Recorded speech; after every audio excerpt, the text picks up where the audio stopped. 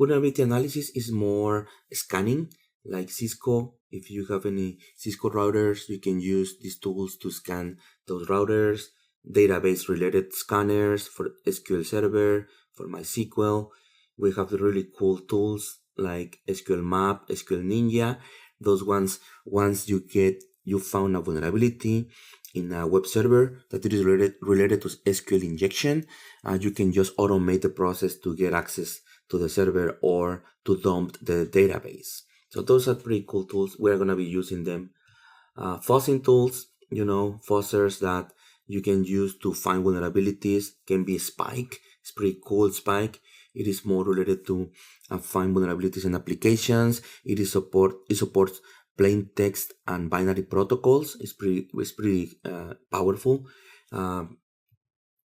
We have MIS scanners. Again, as you see here, is Nmap again. Is repeated. Nikto is for web servers. I mean, this is kind of multiple sections, and they repeat some of the tools. Open source assessments. Maltego is pretty cool.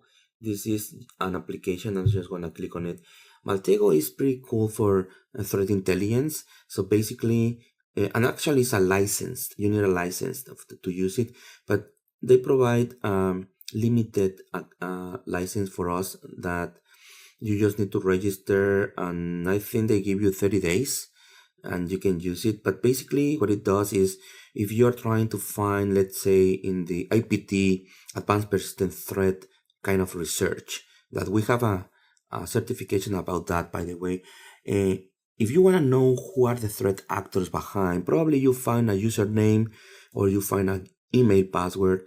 Maltego, if you provide that information, he's going to try to find all the IPs related to that username and all the hosts that were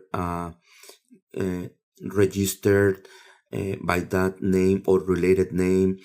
It's going to give you all the IPs, and then basically it's going to provide a map of all information related to that user. If you provide an IP, it's the same. It's going to say, okay, this IP was open, but it's also related to these other IPs, and eventually to this specific host and to this specific user. So it's pretty cool to find the whole picture about a specific person or a specific asset in the network.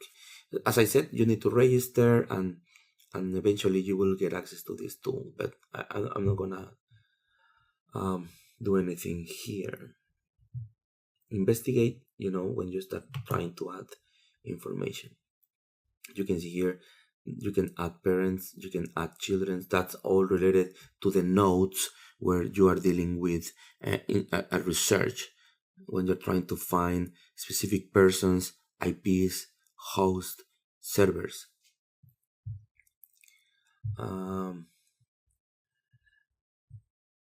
And again, coming back to our set of tools,